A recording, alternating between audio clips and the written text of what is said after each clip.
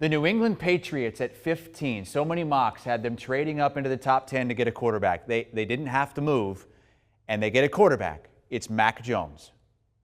Worked out perfect for both parties. I mean, look, once he got past, the teams that were obviously going to get quarterbacks and nobody traded up to get him, you knew if he got to 15, the Patriots were going to pull the trigger. And so they get the guy that a lot of people, like you said, Chris, were mocking Mac Jones to the Patriots. He's going to be the heir apparent to Cam Newton, and it may happen sooner rather than later because, we saw Cam last year. He struggled. So this could be a guy that starts not necessarily week 1, but wouldn't be surprising by the early part of the season that he is the starting quarterback for the Patriots. This is the spot where most of the time I had him going, and most of the people leading into the draft had him going to New England at 15. And I think it works for the Patriots. And Brady and myself were talking about this earlier. In Josh McDaniels' offense, Mac Jones works. He's accurate, he's smart, he will stand in and make the throws.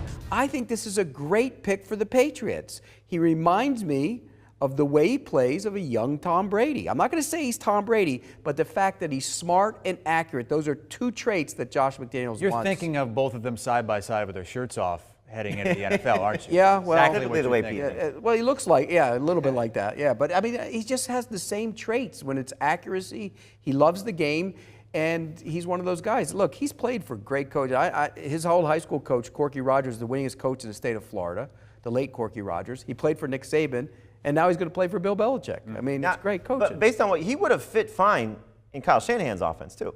He doesn't move as well though. That's my concern. But the fact that it would have been at 3 is the problem, I think. And two first-round picks to go get him. Ending up in New England at 15, where he doesn't have to start right away. Again, he may eventually, take over for Cam Newton, but this gives them now, this is their future. I mean, obviously moving on from Brady a year ago, they had the short-term solution, Cam Newton, and he's still the answer right now, depending on how he plays. But they've built out around the quarterback position, bringing in the 2 tight ends, bringing in the wide receiver. So we'll see how Mac Jones does stepping in once he eventually takes over as a starter. There was one thing on Twitter I saw where he whispered in Roger Goodell's ear saying something to the effect of, "This is the way I wanted it to be." You'd rather come here than go 3 overall? I don't think so. Well, I mean, might be a better chance there in New England. We'll see how it works out. Let's go out to Cleveland. Ryan Wilson and Jonathan Jones standing by. Ryan, I mean, you were one of the first mock drafters that had Mac Jones as a top quarterback candidate in the first round. He didn't go number 3 as you had in your latest mock, but it seems like the Patriots are happy that he fell all the way to 15. Yeah, no, I think Pete's right, and that it felt like Mac was a middle of the first round guy, and then things got hot. I was hearing that he was a top 10 guy. He goes 5 picks later. I know the Patriots were sweating this out. They were thinking about trying to trade up. Obviously, they didn't need to. The things fell exactly how they wanted them to. The Bears traded up. They were a little nervous there. They went with Justin Fields. But I'll just say this, man. We saw Mac Jones look fired up while he was waiting in the green room. Pete Prisco, he's got a little fire in that pot belly, baby. This is no Tua Tagovailoa. This guy is ready to go. He is ready to play. Jamie mentioned it. He could be playing in the middle of the season. And I think in that offense, in that situation, was a perfect landing spot for any player.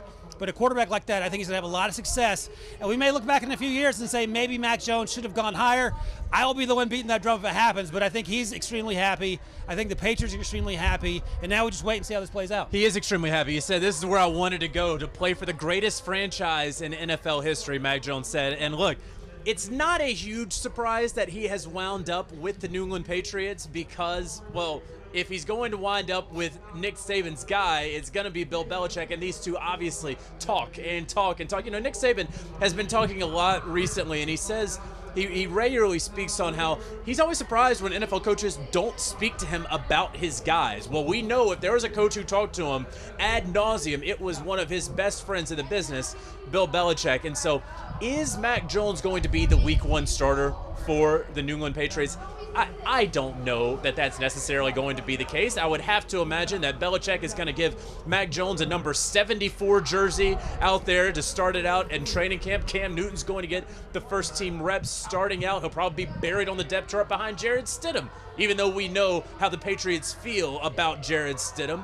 But eventually, as we all know, Mac Jones will take over, and we're going to see, does he have the brains of Tom Brady and Peyton Manning's Frankenstein monster child put together, as so many have been banking on? We're certainly going to find out. Fire in the pot belly. I love it. Mac Jones is heading to hoodie territory, and Bill Belichick of the Patriots at number 15. Let's go over to our fantasy studio. Heath Cummings, Dave Richard, and that's the question. You still have Cam Newton, but you got a bunch of new additions. The 2 new tight ends, Henry and Smith. You got Aguilar, Kendrick Bourne. You got some weapons now. And I think that they'll work with Mac Jones. He's joining the Patriots in the right year. If he joined them last year, we wouldn't have been very excited about Mac Jones being there because the receiving core wasn't very good. But I like what the Patriots have done this offseason. I've been a fan of Jonnu Smith for a while, and I think that Nelson Aguilar can be a good field stretcher. This is going to be an offense that can mix and match to their opponent's weaknesses more than they ever have before. And Pete said it best. Mac Jones, in a way, is like Brady because he's accurate, he's smart, he's going to have pretty decent pass protection. I think he'll be all right. I think he'll be someone that people forget about on fantasy, but it makes me want to be a little more patient holding on to Aguilar and Jonnu Smith and Hunter Henry. You know, we were talking about it, and it's a weird situation to design an offense that might start the year with Cam Newton and end the year with Mac Jones. I don't know how you make that transition in the middle of the season. And I compare this, to Trey Lance. It's a similar situation maybe for year one that I don't know that we're going to have any fantasy relevance. But I think Lance has more upside. I think Lance is in a better situation. He certainly has better weapons currently on his team for the future. This is my number 5 quarterback, and he's a pretty distant 5th as far as dynasty rankings. Me was one of the stories of the night. Where was Mac Jones going to go? And this was the fall that we thought could happen, and sure enough, it did. And I think it worked out great for everybody. I think Mac Jones was one of the tougher evaluations to make, considering he had the best offensive line in the country, the best wide receiver and wide receiving core in the country, the best running back in the country, and maybe the best play caller in the country. And to his advantage, he took advantage of it. 77% completion percentage. Did everything he needed to do. I'm not as comfortable with some of the Brady comparisons just yet. Like, can we slow down just a little bit on that? I think top-tier arm strength may be an issue, but Tom Brady didn't have a top-tier arm strength either. That's what we said when he was coming out. Yeah. Right, exactly. So I think this fit-wise, it makes a lot of sense. I do think it's going to be intriguing to see how does Cam Newton handle the mentor role. Does he relinquish it? He's not mentoring him. Absolutely. I mean, do you remember when he pounded his fist a couple months ago? You can't tell me there's 31 other starting quarterbacks better than me. I mean, he's not going to go away quietly. No. So I wonder when this transition takes place. But I think both sides, and I would tend to believe Mac Jones. Yeah, it cost him a lot of money. But I think long-term, I think it makes a lot of sense. And I thought JJ nailed it with Bill Belichick and Nick Saban, the relationship, the Alabama-New England pipeline that is there. I think Belichick trusts Saban's opinion, and he got the endorsement, which is another reason to like this selection. And you also have to wonder where Josh McDaniels factored in all this. We kind of view him as the heir apparent to Bill Belichick whenever he decides to hang it up. And he's a part of that decision as much as Matt Patricia's a part of that decision, because both those two guys are former head coaches who's gone through this, process before, and that's invaluable to another head coach, especially one that, let's be honest, since 2015, there have been a lot of misses by the New England Patriots organization. The only Pro Bowl caliber player they've drafted in that time has been a punter. So that's not really speaking much to what they've done. So this is a huge decision. It's one in which I think it fits because of the history of obviously Mac Jones playing for Alabama, understanding the expectations of what Nick Saban had. It's going to be the same thing with Bill Belichick. But to me, it's more about the offense.